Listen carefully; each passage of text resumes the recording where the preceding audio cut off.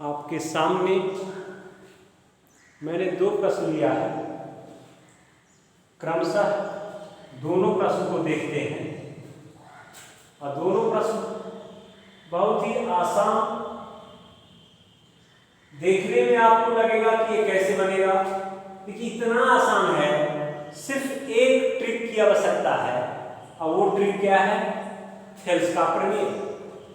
क्योंकि ये सारे प्रश्न थेल्स के प्रमेय के आधार पर बनेगा। इसको हम अनुप्रयोगात्मक प्रश्न के नाम से भी जानते हैं। पहला चित्र देखिए, एक त्रिभुज हमारा एबीसी है। अगर आप चित्र को समझेंगे प्रश्न समझ में आएगा। हमारा प्रश्न कहता है कि त्रिभुज एबीसी में डीई समांतर है एसी का। जैसा कि आप देख रहे हो, डीई समांतर है एसी। फिर क्या किया? ए से हम ई को मिलाया और डीएफ समांतर है हमारा ए का। ऐसा डीएफ समांतर है। तो हमसे कहता है सिद्ध करके दिखाओ बीएफ बटा एफई बराबर बीई बटा ईसी होगा।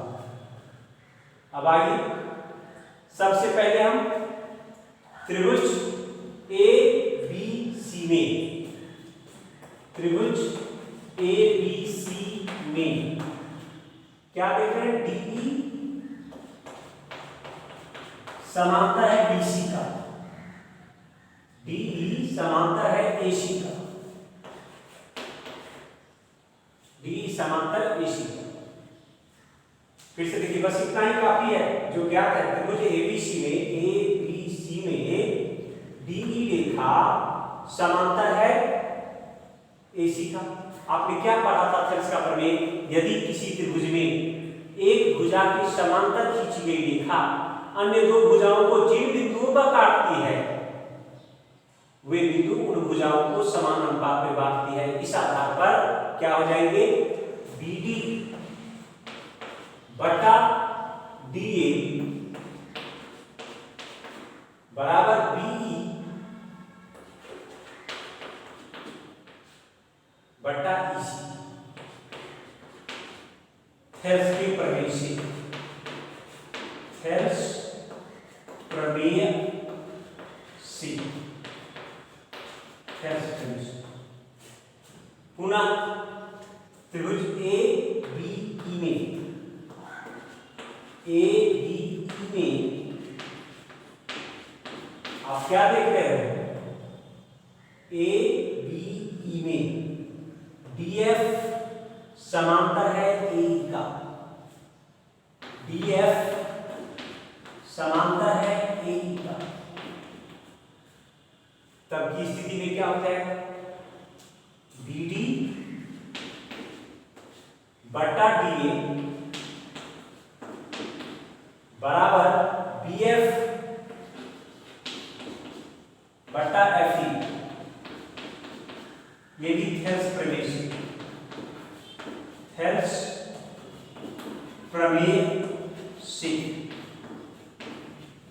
अगर इसको आप समीकरण 1 के नाम से जानो और इसको 2 के नाम से जानो, तो समीकरण 1 और 2 की तुलना करो। आप लिख सकते हो समीकरण 1 तथा 2 से, 1 तथा 2 से क्या देख रहे हैं? 1 और 2 में 1 का बायां पक्ष और 2 का बायां पक्ष, दोनों समीकरण का बायां पक्ष बराबर है। जब दो समीकरण का बायां पक्ष बराबर हो तो उसका दाहिना पक्ष भी बराबर हो जाता। तो समीकरण 1 का दाहिना पक्ष बीई बटा ईसी और 2 का दाहिना पक्ष बीएफ बटा ईएफ या एफई। इसी को आपका प्रश्न कह रहा है सिद्ध करो बीएफ बटा एफई, बीएफ बटा एफई, बीएफ बटा एफई बराबर है बीई बटा ईसी, बीई बटा ईसी। सिद्ध हुआ। सिद्ध हुआ। ठीक इसी तरह अगले प्रश्न को देखिए। अगला प्रश्न कहता है दिए गए चित्र में, ये जो आप चित्र देख रहे हो, दिए गए चित्र में DE समांतर है OQ का। ये DE है, ये DE समांतर है OQ का। इसका मतलब क्या हो गया कि अगर हमारा ये POQ एक त्रिभुज है, क्लियर? क्या कहता है, यदि POQ एक त्रिभुज है तो किसी त्रिभुज की एक भुजा कौन सी, OQ के समांतर खींची गई रेखा अन्य दो भुजाओं को जिन बिंदु पर बांटती है वे बिंदु उन भुजाओं को समान अनुपात में बांटता है। हम हल में आए। हल ज्ञात है, जो ज्ञात है वही से शुरू कीजिए। त्रिभुज POQ में क्या देख रहे हैं, DE समांतर है OQ का। इसका क्या अर्थ हुआ, किसी त्रिभुज में एक भुजा के समांतर खींची गई रेखा अन्य दो भुजाओं को जिन बिंदु पर काटती है। अन्य दो भुजा क्या क्या बच गया, PQ बचा, PQ को E पर काटता है तथा PO बचा जिसको D पर काटता है। अन्य दो भुजाओं को जिन बिंदु पर काटता है वे बिंदु उन भुजाओं को समान अनुपात में बांटती है। अर्थात जब POQ में DE समांतर आपने OQ खींचा, DE समांतर OQ खींचा तो क्या हो जाएंगे, PE बटा EQ बराबर PD बटा DO। ये समीकरण एक थेल्स के प्रमेय से, थेल्स प्रमेय से। अब आइए पुनः त्रिभुज POR में क्या देख रहे हैं, DF समांतर है OR का। देख लीजिए DF,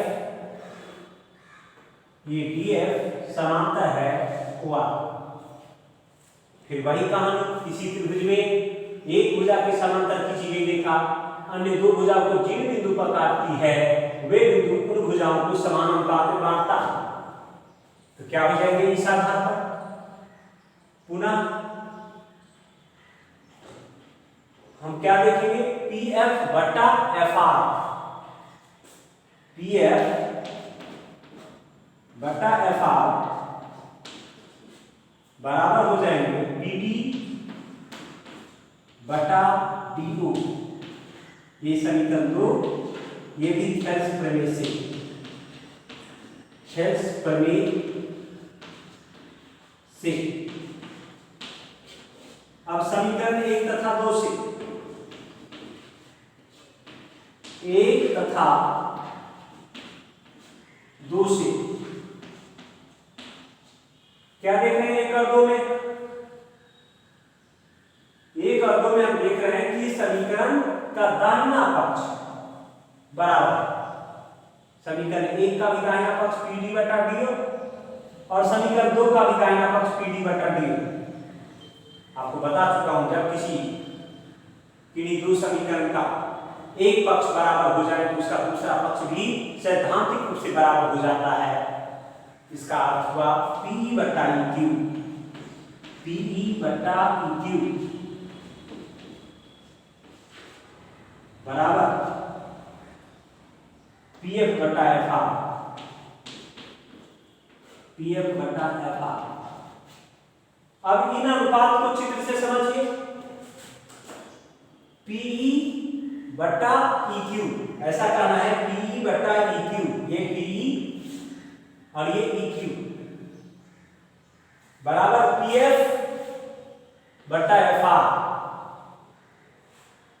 ये जस्ट थेल्स के प्रमेय से विलोम है। थेल्स का प्रमेय कहता था यदि किसी त्रिभुज में एक भुजा के समांतर कोई रेखा खींच दी जाए तो अन्य दो भुजाओं को समान अनुपात में बांटती है। और यहां हम क्या देखते हैं कि अन्य दो भुजा ही समान अनुपात में है। त्रिभुज की दो भुजा जो है, त्रिभुज PQR की दो भुजा समान अनुपात में है। आप लिख सकते हो आप त्रिभुज PQR की दो भुजा समान अनुपात में है। ये आप समझ गए होंगे। मैं इसको जगह के अभाव में इस हिस्से को मैं मिटाता हूं। आप शॉर्ट में भी थेल्स के प्रमेय से, है ना, आप इसको BPT लिख सकते हो शॉर्ट में, BPT, इसको शॉर्ट में BPT लिख सकते हो, BPT। अब त्रिभुज PQR में दोनों भुजा समानुपातिक है। PE बटा EQ बराबर PF बटा FR।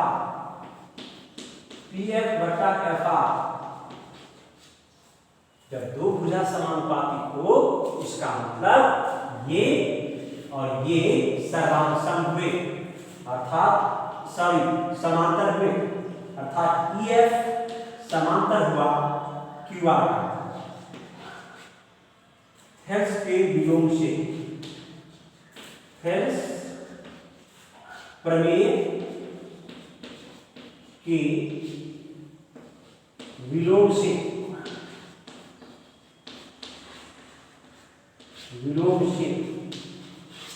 यही हमको सिद्ध करना था।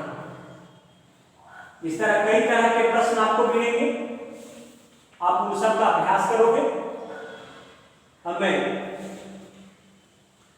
अगले क्लास में अगला चैप्टर पर चर्चा करेंगे। अगर आप इसके कथन को, अभिगृहित को, प्रमेय को हमेशा दिमाग में रखें तो कहीं प्रॉब्लम नहीं होता। ये सिर्फ रेखाओं का गणित है, इसमें ना तो किसी सूत्र की आवश्यकता है, न गुणा भाग की आवश्यकता है, इत्यादि।